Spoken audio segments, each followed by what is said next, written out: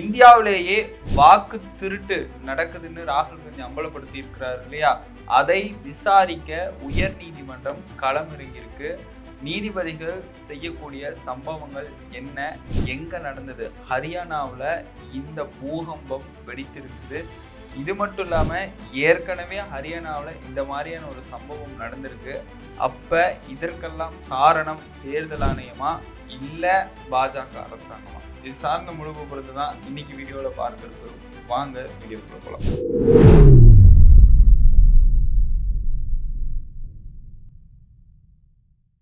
கோபாசே நண்பர்களுக்கு வணக்கம். நான் உங்கள் சின்னா. இது அரசியல் களம். தொடர்ந்து பேசுவோம், உண்மையை உறக்க சொல்வோம். நம்முடைய வீடியோ பார்க்கக்கூடிய நேயர்கள் மறக்காம நம்மளுடைய சேனலை சப்ஸ்கிரைப் பண்ணிக்கோங்க. இந்த வீடியோவை ஃபுல்லாக பாருங்க. ஏன்னா இந்தியாவுடைய ஜனநாயகத்துக்கே ஆபத்து இந்த வாக்கு திருட்டு தான். இந்த வாக்கு திருட்டு தொடர்ந்து நடந்து கொண்டிருக்கிறது. அது எந்த வகையில் எப்படி எப்படி நடக்குது, இதை உயர் நீதிமன்றம் விசாரிக்கிறாங்க. உயர் நீதிமன்றத்துடைய நீதிபதிகள் சொல்லக்கூடிய விஷயம் என்ன, ராகுல் காந்தி அவர்கள் செய்த செயலுக்கு தேர்தல் ஆணையம் சரணடைந்திருக்கிறாங்க, எப்படி சரணடைந்தாங்க அப்படிங்கிறதெல்லாம் நம்ம பார்க்க இருக்கிறோம். முதல்ல ஹரியானாவில் நடந்த ஒரு சம்பவம், அந்த சம்பவத்துடைய பின்னணி சொல்கிறேன், அப்போ தான் உங்களுக்கு புரியும். ஏன்னா ஹரியானாவில் உஜல் ஹலான் அப்படிங்கிற ஒரு இடத்தில் தேர்தல் நடக்குதுங்க. தேர்தலில் காங்கிரஸ் வேட்பாளராக யார் நிற்கிறா உங்களுக்கு தெரிந்திருக்கும். விஜேந்திர சிங் அப்படின்னு என்று சொல்லக்கூடிய முன்னாள் IAS அதிகாரி. இவர் காங்கிரஸ் வேட்பாளராகவும் பாஜக வேட்பாளராக தேவேந்திர தள் நிற்கிறாரு. ஆனால் இருவருக்கிடையே போட்டி நடைபெற்றதுல 32 வாக்கு வித்தியாசத்துல பாஜக வேட்பாளர் வெற்றி பெறாரு. அந்த வெற்றியில சந்தேகம் இருக்குதுன்னு சொல்லிட்டு தான் முன்னாள் IAS அதிகாரி அவர்கள் உயர் நீதிமன்றத்தை நாடுறாரு. எனக்கு இந்த வெற்றியில ரொம்ப சந்தேகமா இருக்கு, ஏன்னா தபால் ஓட்டுகள் எண்ணப்பட்டதா இல்லையா அப்படிங்கிறது தெரியல. இதுல வேற கிட்டத்தட்ட 215 வாக்குகள் செல்லாதுன்னு தேர்தல் ஆணையத்தின் சார்பாக அறிவிச்சிருக்கிறாங்க அப்படின்ட்டு உயர் நீதிமன்றத்தை நாடுகிறார். அந்த உயர் நீதிமன்றத்தில் இருக்கக்கூடிய நீதிபதிகள் இதை நம்ம விசாரிக்கணும், IAS அதிகாரி அவர்கள் சொல்லக்கூடிய இதை விசாரிக்கணும்ட்டு அந்த கேஸை எடுத்து ஹியரிங் போயிருக்கு. போகின்ற பட்சத்தில் தான் அங்க முன்னாள் IAS அதிகாரியான விஜேந்திர சிங் அவர்கள் நீதிபதிகளை பார்த்து சொல்றாரு, 215 ஓட்டுகள் செல்லாதுன்னு சொன்னாங்க. கிட்டத்தட்ட போஸ்டல் ஓட்டோடைய கவரையே பிரிக்கல, அதை எண்ணவே இல்லை. எண்ணாமலே தேர்தல் ஆணையம் எப்படி பாஜக வேட்பாளர் வெற்றி பெற்றாங்கன்னு அறிவித்தாங்க? இது எந்த விதத்தில் நியாயம் அப்படின்னு ஒரு கேள்வியை எழுப்புகிறார் விஜேந்திர சிங் அவர்கள்.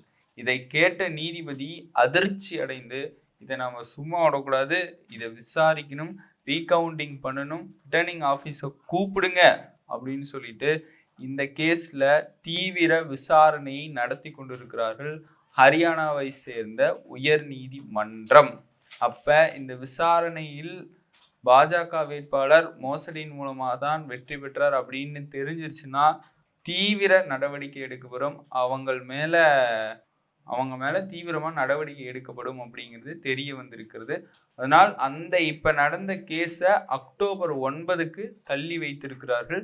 அக்டோபர் 9 நம்ம பார்ப்போம் என்ன நடக்குதுன்னு. இதே மாதிரி கூடுதலான ஒரு சம்பவத்தை இந்த நேரத்தில் நான் உங்களிடத்துல பகிர நினைக்கிறேன். இதே மாதிரி நவம்பர் 2, 2022 நடந்த சம்பவம். ஏன்னா இதே மாதிரி தொடர்ந்து ஹரியானாவில் நடக்குது. ஹரியானாவில் பாஜகவுக்கு வெற்றி பெறுவதற்கான வாய்ப்புகளே இல்லை. ஆனால் எப்படி வெற்றி பெறாங்க அப்படிங்கிற ஒரு சந்தேகம் வருது இல்லை, அதற்கான தரவுகளாக தான் இதை நம்ம பார்க்க வேண்டியதாக இருக்கு. கிராம தலைவருக்கான ஒரு தேர்தல், அந்த தேர்தலில் குல்தீப் சிங் என்று சொல்லக்கூடிய நபர் வெற்றி பெறாரு. மோஹித் குமார் அவர் தோல்வி அடைகிறார். அவருக்கும் சந்தேகம் ஏற்பட்டு உச்ச நீதிமன்றத்தில் வழக்கு போடுறாங்க. இந்த வழக்கை விசாரித்த நீதிபதிகள் யாருன்னா சூரியகாந்த் அவர்கள், தீபங்கர் தத்தா அவர்கள், N கோடீஸ்வர் அவர்கள். இந்த நீதிபதிகள் என்ன சொல்றாங்க, உடனே நீங்க EVM மிஷினை உச்ச நீதிமன்றத்துக்கு எடுத்துட்டு வாங்க, எங்க முன்னாடி எங்கள் மேற்பார்வையில் இந்த வாக்குகளை மறு எண்ணிக்கை எண்ணுங்க அப்படிங்கிற ஒரு தீர்ப்பை கொடுக்குறாங்க. EVM மிஷினும் வருது, அந்த வாக்குகளை எண்ணுறாங்க. வாக்குகளை எண்ணுகிற பொழுதுதான் தேர்தல் ஆணையத்தால் யார் வெற்றி பெற்றாங்கன்னு சொன்னாங்களோ அந்த குல்தீப் சிங் அப்படிங்கிற நபர் தோல்வியுற்றவராக அங்க கருதப்படுகிறார். அதே தேர்தல் ஆணையத்தில் யார் தோல்வியுற்றன்னு சொன்ன மோஹித் குமார் அப்படிங்கிற ஒரு நபர் வெற்றி பெறுகிறார். கிட்டத்தட்ட 51 வாக்கு வித்தியாசத்துல வெற்றி பெற்றிருக்கிறாங்க. யாருன்னா குல்தீப் சிங் அவர்கள் பெற்ற வாக்கு என்னன்னா 1000 தான். ஆனா மோஹித் குமார் அவர்கள் பெற்ற வாக்கு 1051.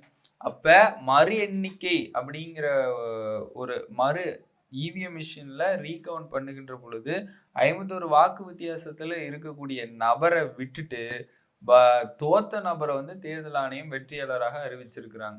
இதுதான் வாக்கு திருட்டு, இதுதான் தேர்தலுடைய மோசடி அப்படின்னு உச்ச நீதிமன்றமே அந்த கேஸை எடுத்து நடத்தி அப்பவே தேர்தல் ஆணையத்தின் மீது மக்களுக்கு ஒரு சந்தேகத்தை ஏற்படுத்தும் விதமாக தான் அந்த கேஸ் இருந்துச்சு. இது மட்டுமா, மகாராஷ்டிராவிலையும் அப்படிதான். அது ஒரு மாதிரி இந்த கூடுதலா இந்த சம்பவத்தையும் தெரிஞ்சுக்கோங்க. மகாராஷ்டிராவிலையும் தேவேந்திர பட்னாவிஸ் அவங்க எப்படி ஆட்சிக்கு வந்தாங்க, மக்கள் எல்லாம் போராட்டம் வெடித்தது. என்ன போராட்டம்? நாங்க இந்த தலைவருக்கு ஓட்டு போடவே இல்லையே, எப்படி வந்தாங்க, மறுபடியும் வாக்குகளை எண்ணுங்க அப்படின்னு மக்கள் தொடர்ந்து போராடினாங்க. ஆனா மறுபடியும் வாக்குகளை எண்ணுனாங்களா இல்லையான்னு தெரியல. இதே மாதிரி தான் தொடர்ந்து இந்தியா முழுவதும் மறு வாக்கு எண்ணிக்கையை உச்ச நீதிமன்ற மேற்பார்வையில என்னன்னம்னா பாஜக வேட்பாளர்கள் வெற்றி பெறுவதற்கான வாய்ப்புகளே இல்லை. ஏன்னா அந்த அளவிற்கு மோசடி ஏற்படுத்தியிருக்கிறார்கள். ஒன்று இவிஎம் மிஷின் மூலமா, இவங்க மோசடிகள் எதன் மூலமா ஏற்படுத்தியிருக்காங்க அப்படின்ட்டு காங்கிரஸ் தரப்பினர் சொல்லக்கூடியது என்னன்னா இவிஎம் மிஷின் மூலமா, இவிஎம் மிஷின் ஹேக் பண்றது. ஏன்னா ஹைதராபாத்தில் தான் இவிஎம் மிஷின் தயாரிக்கக்கூடிய நிறுவனம் இருக்கு. அதுல ஆர்எஸ்எஸ் காரர்களும் பாஜக காரர்களும் தான் அங்கு பணி செய்யறாங்க. அப்ப அவங்களுக்கு ஏற்றார் போல் செய்து கொள்கிறார்கள் அப்படிங்கிற மாதிரியான ஒரு தரவையும் தெரிவிச்சிருக்கிறாங்க. இது மட்டும் இல்லாம போலியான வாக்காளர்களை வந்து ஆட் பண்றது. வேற மாநிலத்திலேருந்து இந்த மாநிலத்திலையும் அவங்க இந்த மாநிலத்திலையும் ஓட்டு போடுறாங்க, அந்த மாநிலத்திலையும் ஓட்டு போடுறாங்க. இதை விட ஒரு சம்பவம் என்னன்னா, மோடி அவர்களுக்கே கிட்டத்தட்ட நான் ஒரே தேர்தலில் 6 முறை வரைக்கும் ஓட்டு போட்டிருக்கேன்னு ஒரு நபரே சொன்ன விஷயம் சோசியல் மீடியாவில் வைரலாக இருக்கு. இது மட்டும் இல்லாமல் பல நபர்கள் வந்து பணத்தை பெற்றுக்கொண்டு வாக்குகளை போடுறாங்க. இன்னொரு சில நபர்கள் என்ன பண்றாங்க, யார் யாரெல்லாம் காங்கிரஸ்க்கு ஓட்டு போடுறாங்களோ அவங்க ஓட்டுகளை தேர்தல் ஆணையம் வெப்சைட்டின் மூலமாகவே வேணுமென்றே நீக்கி இருக்கிறார்கள் அப்படிங்கிற ஒரு தரவும் வெளியே இருக்கு. ஏன்னா தேர்தல் ஆணையம் வெப்சைட் இதற்கு முன்னாடி எப்படி செயல்படுது, இப்ப எப்படி செயல்படுது, ராகுல் காந்தி அவர்கள் தொடர்ந்து குற்றம் சாட்டு வைத்ததுனால அந்த வெப்சைட்டையே இப்ப மாற்றி அமைத்திருக்கிறாங்க. அதுக்கு ராகுல் காந்தியிடம் தேர்தல் ஆணையம் சரணடைந்திருக்குதுன்னு தான் சொல்லலாம். ஏன்னா 2 விஷயத்த மாத்திருக்கிறாங்க.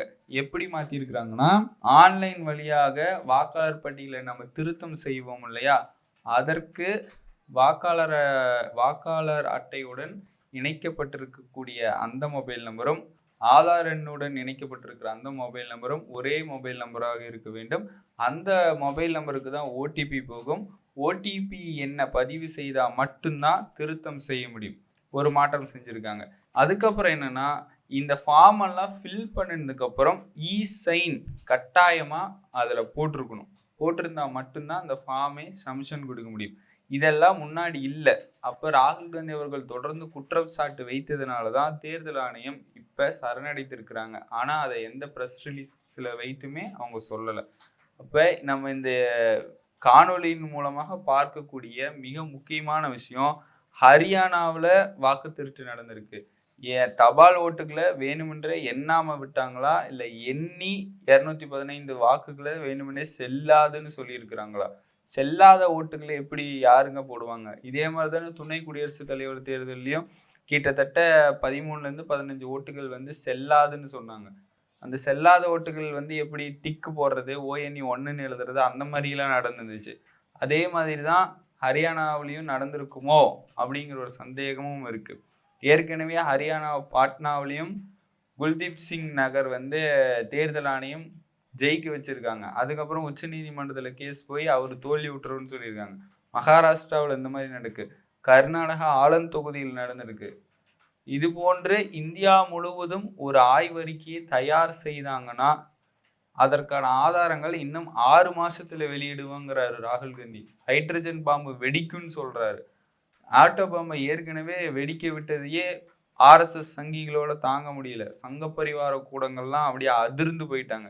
இன்னும் 6 மாசத்துல ஆட்சி மாற்றம் அடைவதற்கான வாய்ப்புகள் இருக்குங்கிறாங்க. ஏன்னா இப்ப ராகுல் காந்தி அவர்கள் ஜென்சி தலைமுறையினரை குறிவைக்கிறாரு அப்படின்னு சொல்றாங்க. அவரு குறிவைக்கல. அவர் போடக்கூடிய பதிவுகள் எல்லாம் ஆதாரங்களுடனும் உண்மைத்தன்மையாகவும் இருக்கிறதுனாலதான் இளைஞர்கள் அவருக்கு ஆதரவு போயிட்டு இருக்கிறாங்க அப்படின்னு சொல்றாங்க. இதெல்லாம் ராகுல் காந்தி அவர்கள் சொல்லக்கூடிய தரவுகள். அதனாலதான் எல்லாருமே சொல்றாங்க ரியல் ஹீரோ ராகுல் காந்தி தான். பிஜேபியில் இருக்கக்கூடியவங்களோடய அந்த விஷயத்தெல்லாம் சொல்ல முடியல. ஓட்டு திருட்டு, ஓட்சோரி, மோசடி அதெல்லாம் சொல்ல முடியல. அதை நீங்க தைரியமாக அம்பலப்படுத்தி இருக்கிறீங்கன்னு ராகுல் காந்தி அவர்கிட்ட பேசியிருக்கிறாங்க. என்டிஏ கூட்டணியில் இருக்கிறவங்கெல்லாம் ராகுல் காந்தியிடம் மறைமுகமாக கை குலுக்கி இருக்கிறாங்க.